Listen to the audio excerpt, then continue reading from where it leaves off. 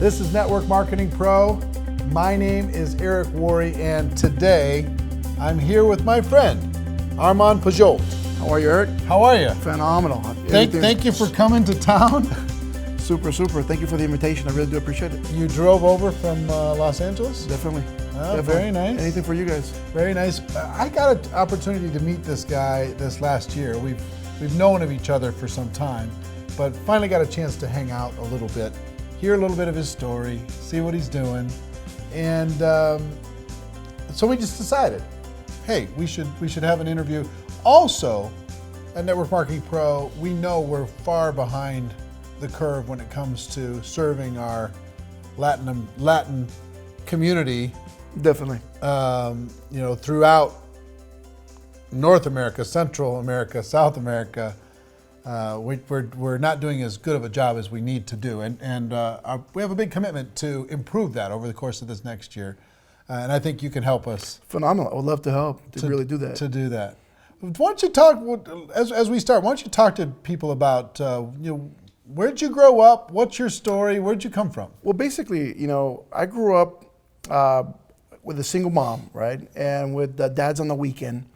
Type of deal, and one of the things that happened, especially with my life, is that I ended up going to his hot truck, lunch truck, or road coach, whatever you guys like to call it, and work with him. And I used to love that to do, just to. Where was this? It was in Los Angeles. Okay. So he was one of these original guys that was out there, cooking food for these companies out there. And we used to love to go out there with him and just spend some time. And I was to the point that I was even charging people, and I was giving them the right change and everything. There was no computers back then, so everything was calculated in your brain, right? And I really loved the sense of business from that point. And I know a lot of people love baseball, a lot of people love football, and a lot of people love, all these sports out there. This is my sport, and when business, I figured that business was my sport, I just stuck to that really hard. Now, did you think that way through school also? When did you start doing this, to get this business mindset? How old were you? Well, look, during school, obviously I was living with my mom. She was not she didn't have that much money. I mean, we were going through homes. Sometimes we lost a home. Sometimes we were kicked out of an apartment. Very hard time. Sure. Definitely. And to help her, sometimes I used to go out there and try to find something to do. One of the things that I did was, I was that guy at the high school with, instead of a backpack full of, books, it was full of candy. And I was like hawking candy everywhere else, and I was selling it. And I was like, I think I was making more money than the drug dealers, right? But, so I started making a lot of money. People used to know me as, the guy who just always made some money here and there, and, had the car. And I started really growing in that area. So, when network marketing came to me, basically it was one of these situations. It was funny because somebody invited my mom to a home party. Mm-hmm. And when I showed up to this home party and I looked at all her friends buying this stuff, I was like, you know what? I need that stuff to sell it to them without knowing what network marketing was really. So what I did was this, I was looking for this company, looked for the company, and then until I found this company, I figured out what the company was and basically got in, but and I want to retract a little bit. When people invite you to a company and they say you got to recruit you, to me, that was absurd at that time. I was like, what recruit? What do you mean, sponsor me? What? So to me, I was trying to find the wholesaler. And I was looking for that wholesaler until I found somebody who actually explained it to me. I got in. And so you're trying to get to the source. Exactly. You didn't want to have a middleman. No, I didn't want that middleman, right? So I got this product and I started selling it, but I basically did this. I never knew network marketing. I never did network marketing. As a matter of fact, this company was a step to learn what network marketing was for me, because what I did was I took this product and I hired. Now, I didn't recruit no one. I hired a lot of kids from my school with the school jerseys and the jackets and everything, and we went door to door. And basically, everybody thought we were selling chocolate or something for the school, but this product we were just hawking it every door. Everybody was buying something. So I kind of got to the top of the ranks there in sales. Not in the network marketing sense, but in the sales wise, and people were trying to figure out, how is he selling so much product? As a matter of fact, a lot of people at my age, because I was 16, people thought that maybe it was my mom selling the product, and they were usually using my social or something, to do the business. So when that happened, and I went to this regional event where they talked about, they put me on stage and everything, it kind of had this one cold feeling where you know you didn't belong in that room, because everybody's looking at you like you're doing it wrong, but how you being successful, and I kind of got off the stage and just headed right out of the room. And I just went as far as I could, and just sat down. So you're just going on pure passion and hustle. Definitely, that's all I knew. You just said like, hey, this is a product, I can sell it. I'll come up with my own little plan to sell it.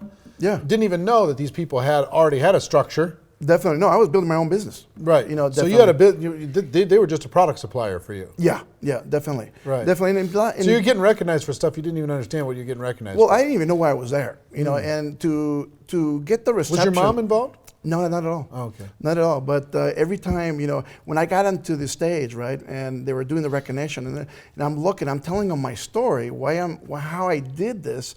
One of the things that I noticed is that I got this cold feeling from the room. They were like, oh, you're going door to door? Ooh. No, it was like deers and headlights, man. People were looking at me, and I says like, oh my God, this is not for me. So I was very upset at myself being on stage, and that to the point that, and I was very like angry or didn't feel welcome. Just uncomfortable. Yeah, so much. And as soon as I finished, I just walked out and went right out of that room.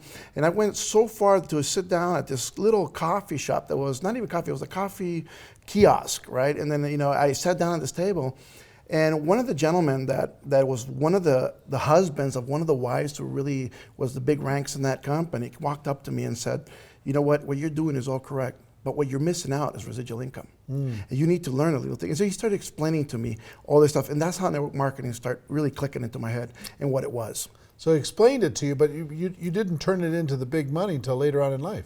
It took me a couple of years right after he told me that. It just clicked. I kind of turned it into, I went to a great company with him, and because I followed him. After that, I didn't want to do nothing with that other company because of the way I felt. And when I went with this gentleman, we went into another company that was launching, and we had very good success after that, about a few years there. Unfortunately, the government, deregulation happened, and we're forced to scatter and look for something else, unfortunately, at that time. But after that, we've had good success. And, I think I'm one of the lucky ones. And when I say luck, it's because I think I was put in the right place with the right people who taught me the right things, because I see a lot of network marketing right now, and a lot of people in network marketing that are just told the wrong deal, the wrong steps to take. They're coached wrong into building really good residual, real good income. And I was so lucky to be put into a place where people actually knew what they were doing, and they were teaching me the right steps, and they were moving, and I was just absorbing everything. And I think that's what led to my success here in network marketing. Right. Yeah. And you've had an explosion of growth recently. Definitely. Our company just hit over $100 million in sales in a year, so I think that is just phenomenal. So we're doing very well. And your growth has grown far over $1 million a year. Definitely. And you're helping a lot of people all around the world. Yes, sir. You've expanded your business into the Hispanic marketplace dramatically, right? What percentage of your organization do you think? I think 90% of our business is in the Hispanic area, and it wasn't calculated that way. It was not my strategy. As a matter of fact, I started in the United States and moving really strongly, but the leadership that I brought along from, that I brought along from other companies, they were Hispanic, first of all, and it kind of led into that market, just organically. And it was pretty awesome when you walk into an area, and not only that, I fell in love with the idea, because in the Hispanic market, this is what happens. In the English market, people have jobs, most of them, and where you're trying to give them their part-time job. So they never have enough time to do their part-time job, which is network marketing. So a lot of people are not that successful at it because of that. In the Hispanic area, if you get somebody to earn just $100, that's more than most of their paychecks. And it depends on which country, right? Definitely, it depends on what countries. But some countries, some of their paychecks are within $50 to $200, a month. Yeah. It all depends on where. So if you're getting them to make $100 a week, they're full time. And if they're full time, they're really pushing. They're really pushing hard. So I got all these people that are really, they're hardcore, and they're MLM spirit, and they're learning. They're picking up the books. They're doing everything as possible to really convert to what network marketing is around the world. So what do you think? What other differences are there?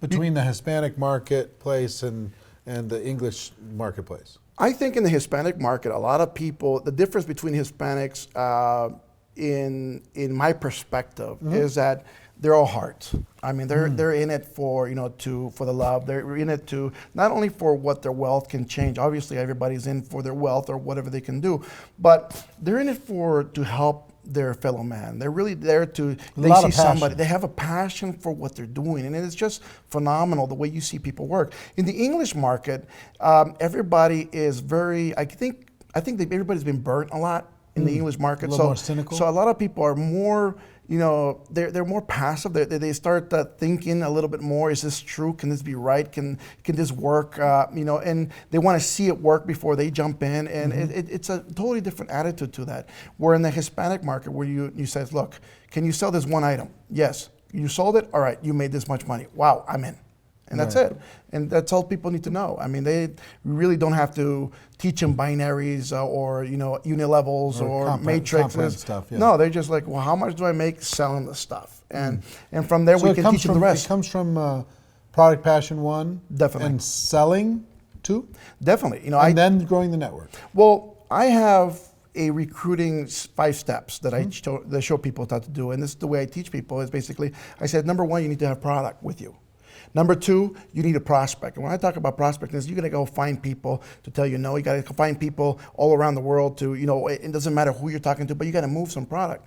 And then number 3, you gotta follow up with these people. After you start following up with the people, you figure out where they're at, and then you start sorting them, which is number 4. What I mean by sorting is, who's a customer, who's a distributor? Not everybody's gonna be a distributor. And if we have that mentality where we says, look, less than 5% of the people you're gonna touch are gonna be distributors. And if you can get into the mindset of these people, and if you can really learn how to sort these people out, you're gonna be rich. It's just that simple. So I tell people, look, if you start sorting, just sorting alone, if you figure out which one's a customer, keep them as a customer. Don't force them into the business. I'd rather have a happy customer buying you every month product than having this really frustrated person because he can't make any money. And then hold the distributor that when kind of now sort them again, because now I'm going to sort these distributors out where I'm going to sort them, do they want to make $100 a month? Or do they want to make, let's just say $100 a week or $500 a week? Or I want to put them in the bunch that wants to make, I want to sort them in, and I'm going to put them into groups of people where their income goal is at. For instance, if they want to make $500, I'll put them into that group. Work with these people because they're going to work at the same speed. You want to make $1 million? I'll put you with these people because they're going for it. They're working 24/7. That's what they want to do. I don't want to feel like you're being tugged. I don't want to feel like you're being pushed. I want you to be happy. I want you to be content because the more people are content in this business, they're not feeling like it's another job. Guess what? They stay involved, and the more they stay involved, the bigger you grow. Give me the 5 again. The 5 is basically product. You need to have product no matter what product you sell. Number 2, you got to be prospecting. Number 3, you got to follow up with people. Number 4, you got to follow. You got to sort through people. And number 5, you got to duplicate. And what I mean by duplicate out is that you got to get to the events. You got to make sure these people are showing up. They're learning everything else. They're learning the comp plan. They're learning, the system. They're learning to make sure they get to the conventions. They get to the anywhere where anybody's huddling at. They got to be there. And the more people you teach to put people together, guess what? The more you fly. Yeah. Yeah. So, talk to me about. How many people do you have in your group now, approximately? Right now, we're over 500,000. 500,000 people on your team? Definitely. Right, okay. So a big group. Yeah. So what are some of the strategies that you've used outside of the 5? Okay, I know the 5 are central. Yes. What are the strategies that you've used to grow a team of that size? Well, it's basically finding leadership. I think that's the big key of finding people who are willing to stand in front of the room, willing to really, control, and just showing leadership how to control larger groups, how to control groups that are, 20 plus people or, 100 people together, and how to put them together, how to make them work together. And once we start finding these key leaders, then from there we start finding the B-class leaders, the people that just want to move 10, 20 people. So of that leadership group, out of 500,000, how many leaders do you think you have? I think we have top level. The top level leadership. I think we have over 200 right now. So let's say 200 people can influence 500,000. Definitely so.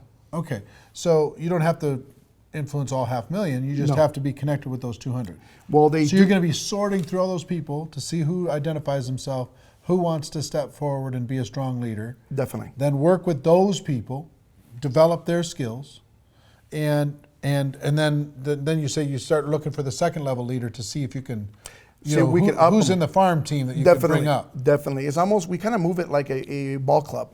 And it's kind of use that type of style. We bring up the key leaders, the people who are really, those are the pros. The ones who want it, and you can see it in their eyes. You can see the saliva coming out of their mouth. They're hungry for it. And what I mean by hungry for it is that they're willing to do the work that needs to be done. One of the worst concepts about network marketing is that it's no work.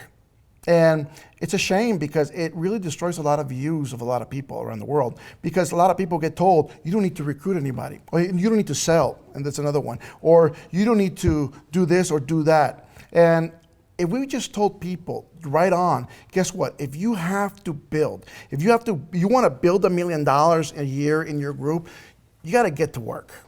You got to really Work's push not people. A bad thing. No, and you got to really. Easy. You got to forget about sleeping. Some stuff. Definitely, yeah. You got to move as much product along as you can. And one of the key factors in network marketing that people don't understand also is that people avoid the sales part. And I think that's a major part, because why are people so afraid of selling? I think they're like, no, this isn't selling; it's sharing. Because everybody has a bad concept, I think, of becoming a salesman.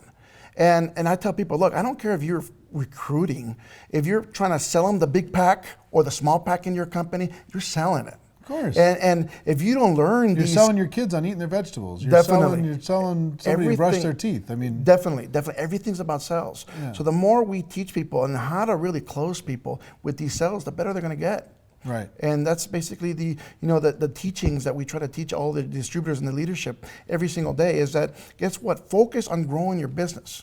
Because if you didn't have sales, if you just bought a franchise at McDonald's, for example, one of these, or Subway franchise, and you'd have no people, nobody coming in, you know what? Every single distributor is coming in is considered a franchise to me. But if each franchise doesn't have a customer base coming in, guess what? They're not lasting long. Right. It's just that simple. Right. You need to get out there with the sign and the monkey suit, trying to get people in the room. But as much as you have to do that. How do you stay in communication with such a large group? I try to focus in the leadership only. I try to focus in really. So it's still back to those 200. Definitely. I try to connect with everybody using Facebook, one great example. I try to focus with everybody using a webinar a week, but yet really the strong focus is touching the main core of leadership. And if we can touch the main core, guess what? And they can spread the news very quickly, we're done. How do you stay in communication and keep all those 200 people on the same page? Well, what we do is basically, have these webinars where we sit people down and we tell them what the focus is on, and we make them part of the deal. We make them part of the, it's not just my idea. Exactly. It's not Armand's idea what we're going to do. So what do you think we should be doing? And we get everybody involved in this. It's almost like a boardroom. And whatever everybody likes, everybody votes, let's go, let's do. Definitely. Are events an important part of your culture? Definitely. Events are, I think, what's bigger, the big company convention, the local regional event, or the home event? I think the regional events are, the priority to get people to. I think these are local cities, they happen once a month or something? Well, or not once every 3 months? Once a month or once every 3 months, but especially in the Latin community, they need to see the growth. And the more people you can fit in the room for a Super Saturday, for example. So social proof is important. Oh, definitely. If the more people see it, and if you can't fit people in the room, if I'm going to have, for instance, an event and I know I'm going to get 1,000 people in, I'll get a room for 800. I want people waiting outside and not being able to come in. If I know I can get 2,000 people in the room, I'll definitely have a room for 1,500 because I want people to be sitting outside saying I couldn't fit. And to me, that news of that says my God, we couldn't fit people in the room. They were standing. It was hot. I mean, it was the AC couldn't keep up with as many people that are here. Everybody was jumping up and down. Guess what? That's what it's about. It spreads the word. Oh yeah. expressed it very quickly. So you think that's probably the biggest, and then after that, company convention. The convention. Recognition is a very key point. You know, when people walking by with their rings or their checks, or even though just their pins. You know, when people are showing up and they just hit the first rank, guess what? That is the most motivating thing. People have to understand that most people, in my philosophy, most people have never been recognized for anything. Yeah, that's true. And when they get just a minor thing, I mean, I was growing up. Just for my example, I was the big brother. I was the one babysitting my younger brother. I was dad, and he was only 2 years younger than me. So everything he did was marvelous. Everything I did was wrong, right, at that point, But, I would have loved somebody to tell me, hey, great job. You know what, you took care of him. Good, thank you, you made dinner, I know she was tired. I know that she didn't mean not to do it. Right. But a lot of people live through this. So even just getting a simple pin at the first rank, guess what? That's going to motivate your team faster than you can ever reach. Yeah. And guess what? The more we do that to people and recognize their work. As a matter of fact, every time people walk in, I do recommend everybody in network marketing, if you're a leader, when you walk in a room, say, good job. You know what? Thank you for what you're doing. I do appreciate what you're doing. And the more you tell that to people, they feel like, oh my God, you noticed. Thank you. And they start working harder. One thing that kind of, it's a hidden thing that the top earners always do. Yeah. Every time they come into contact with somebody, they find a way to compliment them. Definitely. Their top earners are complimenting machines. You have to be. They're like, oh wow, look at those shoes. Hey, look at that smile. Hey, this guy's a star. Man, the energy's unbelievable. Whatever it happens to be, the first thing comes out of their mouth to prospects is a compliment. Definitely. And it's sincere. It's not just a flattery thing. No, it has to be. Because part of their nature is to build people up. I think it is a part of the culture we build, especially as leadership. And that's one of the reasons that I love your events, because every time I've watched it before, via online and then, or video and then being there live when you get to my level, where I'm at in the company, on the top of the company, and I'm the first distributor, and you have no one to really talk about different situations that you've get into, right? And it's beautiful to get friends that are in the same situation in different other companies where you can literally call up and ask and says, what happened when you reached this and this happened to you, or what this issue happened with your distributors, and what when you have that kind of base also. That's phenomenal. That's why I really support what you're doing, because I think a lot of people need to see that it's not about the companies. This is an industry. Right. And the industry is about people. Yeah. And that's what we need to show. Recognition, support, complimenting, having each other's back, the camaraderie. Definitely. The personal. How important is personal growth? Definitely. Inside of your culture, inside of your organization. It's important because, see, personal growth is, first of all, I try to teach people at the very beginning as they're coming in, to get into a little small system, like the 5 steps, for instance. Just like something McDonald's tries to show you how to make a cheeseburger, right? You put the bun, you put this, you put the, done, wrap it up, let's go. So they know what they're doing right away. After that, you try to get them to learn a little bit better. Most of these people, especially in the Latin community, or even here in the United States, a lot of people have not had the schooling. Mm-hmm. Even just a regular schooling, most of them have not even graduated high school, and now you bring them in and you show them these steps. They're hungry to learn. Mm-hmm. And a lot of these guys, especially in Latin America, they didn't go to school because they weren't smart. They didn't go to school because they couldn't afford it. Well, they had to work or they had to do something else, but everybody was hungry to learn something. And if you can teach them the art of what is self-development, man, it's just a change in the world for them. Yeah. And some people, I believe this, people are in network marketing. If they're not here for the money, which is the minimal part, unbelievable, most people are here for the self-development, mm-hmm. because they know what they're going to learn. If they feel good, it's almost like going to church every week. Yeah. And they sit there. They're growing. They and clap. This is an environment. I've got lots of friends that they got involved in network marketing just to get around a positive group of people. Yeah, definitely. Just to change the people they're hanging out with. Instead of a negative environment, they're in a positive one, and everything else is a bonus. One of the times that I was... I stepped away from network marketing for a short period of time, and I didn't want to go back into network marketing. But what drew me back was being with the people, mm-hmm. stepping in, the camaraderie. I just had to go back in front of the room. So I loved spending nights on Thursdays, Tuesdays. some people don't understand this, but network marketing is not about the product. To me, the network marketing is not about the money to me. It's about the people. Mm-hmm. And when you're with people, then you see them change. You see them smile. You see them thinking. You know what? To me, that feels, and that's what it's about. It's about feeling. It's, it's not even about the money no more. It's about how many people we can change. If I had to pass away, if for God forbid that something happened to me on the road, right? I don't want my legacy to be how much money I made in network marketing, because I know, if somebody says, hey, this guy made 10 million, 12 million, 13 million, 14 million a year, guess what? It's chump change compared to what Bill Gates is doing. Mm-hmm. So you're down there. But if we can show that your legacy is going to be how many people we can help and how many people we can change their lives. And I'm not talking about making them millionaires. It's just paying their bills, making sure they can put food on the table for their kids, making sure they can do something more in their lives. We're done. I mean, I that's what I want. And that's what I want to be recognized as the person who changed the most lives in this world. And that's where we're at. I mean, my wife laughs at me and says, you know what, you think you're Mother Teresa of network marketing? I goes, no, but you know what, I have a calling for this. And I think that's what we're at for, and that's what we're pushing for. So, I mean, that's one of the big reasons we're going to bring a huge group now from this period on to the Network Marketing Pro events. And I'm going to think I'm going to fill the rooms, and the reason is that people have to see that part. Yeah.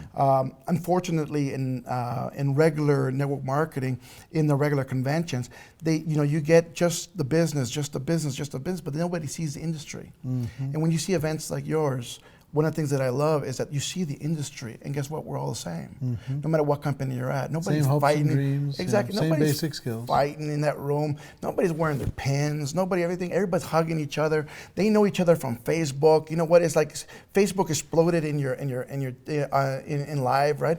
And when you're sitting there and you're hugging, you're taking these shots, and you're loving it. I have friends from all parts of the world in different companies, and when you can really do that without having the fear that, hey, you know what, if I take a picture with Eric Worre, am I going to have my check cut? Right. You know what, that's not what it should be. It should be the industry, right, and the industry as a whole. Right. That's it. You talked a little bit about legacy. Talk about what makes you different. What makes you different? You just as an individual. What makes you a better leader? What makes you more successful than somebody else who joined same time you did or around the same time you did and hasn't had the same kind of success? What do you do different? What makes you, what kind of separates you from the crowd? I think what separates me a lot from the crowd is that, like I said, I came in while I was 16. I think I was very young, and I was very able to absorb a lot of the information very quickly. And like I told you before, I was put with the right people, and I was listening a lot to Jim Rohn and, a lot to these great mentors that are all over the internet now, and I remember just listening to some tapes and picking some information, because I was never able to see them live at those points. But guess what? It was like I was there every single time. And when you pick up these little tips on how to do the business, it makes you different than everybody else. Because now, unfortunately, with I think network marketing, so all these people now have these systems, and I believe these just systems, and not to offend anybody, but I see a lot of these systems as they're like copycat systems. They just change the product, they change the name, they change, it was all the Amway system from many moons ago, or the Herbalife system they were using, and all of a sudden, guess what? It's not working for their company because it was not designed for their company. Mm-hmm. Not that the system was bad, it's not designed for their company. But when you bring in the passion, and you go down to phase one in network marketing, when you're out there every single day, and one of the things we do, and even my wife and I still do, we still prospect every single day. We still recruit every single day. It doesn't matter how much money we're making. It's about really showing people that if you're going to teach people to do a home meeting, you have to have a home meeting. Mm-hmm. If you're going to teach people to have a Thursday night meeting, you have to have a Thursday night meeting. If you're going to teach people to do something, you better make sure people are seeing you do it too. And if you can show them that, hey, I'm doing it, you should too. Mm-hmm. This is how we make the money. Guess what? People are duplicating you. Yep. Do this for me. Definitely. I'd like you to look into this camera, and I'd like you to act as if you're talking directly to one person. That person wants to have success. They want it so bad they can taste it. they don't quite know how to get there. They're maybe a little bit nervous or self-conscious. They feel a little bit insecure about their skills or their abilities. What advice would you have for them to succeed in our profession? Well, this is one thing. Let's just talk about Joe. Let's just say it's Joe. Joe, I know you're having a lot of issues and a lot of problems, especially with network marketing. You're looking at it, you're not having any success. But first of all, you have to think and you have to look in the mirror and see where you really want to get to. I want to tell you one thing, that if you look at yourself, what do you see?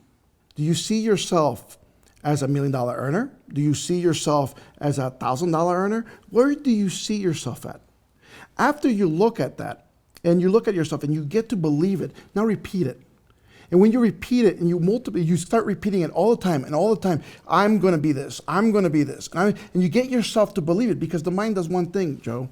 One of the things that it does is that, it convinces you. That's why these con artists out there, they believe so well in different things that they are, right?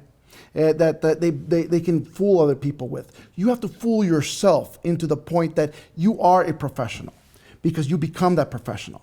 Now you become the professional so fast that, you're going to start seeing, you're going to start shaking hands in that manner, and you're going to start building. Now, one of the things I need you to do, Joe, is start going out there and looking for people. The key to this business is looking for people for your business. So I don't want you to go out there right away and look at your list. Leave your list a little on the side for it. I want you to go out there and talk to people, practice. Nobody here becomes a chef in the first day. First time you cook, it becomes this plate that you may not even eat yourself. And then from there, you start cooking a little bit better. Your recipe gets better. You start getting a lot better at what you do, and everybody wants it. So we're going to start practicing what you're doing. You're going to start practicing your art of becoming a person that attracts people. And the more we talk to people, the better it's going to get. Now, let me just tell you this. In network marketing, the more people you touch, the bigger you'll get. It doesn't matter if they tell you no or they tell you yes. The more people you get, the more people you touch, the more people you speak to, the ratio is that you're going to get at least 10% of those. If you're getting 10% of everybody you talk, how many people do you need to speak to every day to get the income that you want to reach? The more and more people that you touch, the better you will get. Look, this is one thing that I did. When I was starting this company, my goal was 100 products a day. I would not go home without moving 100 products a day. And I would go door to door. I would go to flea markets. I would go anywhere I needed to go where there was a lot of people. And I would move 100 products a day. If not, I would not go home. That was the deal. And we started doing that so well that we started growing our income very fast. We start growing our distributor base very quickly. We start growing our people very quickly. And the more you do that, the better you'll get. Now do me one more favor. Sure. And for the English-speaking people listening, you're going to have to forgive us for a moment. Do that same thing, but in Spanish. Definitely. Para todos que están allá afuera, amigos míos, aquí estamos para ayudarlos a crecer. Una de las cosas que quiero que cada uno de ustedes entiendan, que si ustedes quieren crecer en network marketing, tienen que ir a prospectar, salir afuera a buscar gente. Cada vez que ustedes salen a buscar gente, amigos míos, no importa si les dicen no o sí en transcurso, cuando están buscando, la mayoría de gente, tienes que pensarlo así, el 10% se va a quedar, te va a comprar producto, va a estar dentro de tu red. Si cada uno de ustedes, amigos míos, siguen buscando gente, cada vez, ¿sabes qué? Más vas a crecer. Al principio, cuando yo comencé esta empresa donde estoy yo, nosotros movíamos 100 productos al día entre mi esposa y yo, si no, nos regresamos a casa. 100 productos al día, 100 productos al día, 100 productos al día. Ese es el método donde agarramos una base de clientes, una base de distribuidores, una base de muchas cosas. Y una de las cosas, amigos míos, que quiero que ustedes no reconozcan, es que lo más que con la gente que tú hables, lo más que vas a crecer. Entonces, depende en ti cuánto quieres crecer tú. ¿Estás listo para hacer algo grande? Prospecta, prospecta, prospecta. ¿Te gusta la idea? You said that faster. I'm very good at Spanish now. Ladies and gentlemen, Thank you, Armand. No, thank you for the invitation. I appreciate it very much, and I hope you got value from this. Ladies and gentlemen, if you did get value, pass this forward to somebody that you think would benefit from listening to it. Share it with a friend, like, comment, push it around the world. Together we're doing important work. Ladies and gentlemen, our wish for all of you is that you do decide to become a network marketing professional, that you decide to go pro, because it is a stone cold fact that we do have a better way. Now let's go tell the world. Everyone have an amazing day, and we'll see you next time. Take care, bye-bye.